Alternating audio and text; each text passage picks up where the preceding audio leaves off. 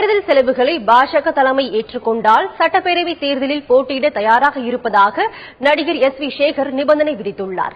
இது தொடர்பாக செய்தியாளர்களின் கேள்விக்கு அவர் அளித்த பதிலை இப்போது பார்ப்போம்.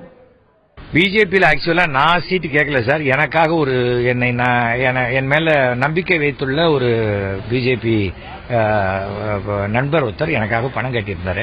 அப்போ என்னை கூப்பிட்டாங்க, போய் பேசின போது என்ன செலவழிப்பீங்கிற மாதிரி கேட்டாங்க. நான் சொன்னேன், கட்சி என்ன பணம் கொடுக்குறீங்களோ அந்த பணத்துக்கு மேல இன்னொரு 1 லட்சம் ரூபாய் நான் போட்டு வேணும் செலவழிப்பேன். அதுக்கு மேல நான் செலவழிக்க மாட்டேன். செலவழிச்சு வின் பண்ற தேர்தல் அல்ல.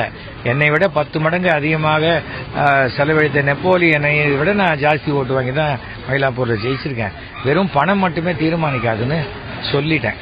தவிர எனக்கு கட்சி தான் என்னை இன்சிஸ்ட் பண்ணி நிக்க வைக்கணும். நான் ஏன் சார் கட்சியை கெஞ்சணும்? நான் அது சம்பாதிக்கக்கூடிய இடமா இருந்தா தான் நான் போய் கட்சியை கெஞ்சணும். ஐயா எனக்கு சீட்டு கொடுங்க. ஏன்னா நாளைக்கு எம்எல்ஏ ஆயிட்டா டெய்லி இவ்வளவு வருமானம் வரும்னு நினைக்கலாம்.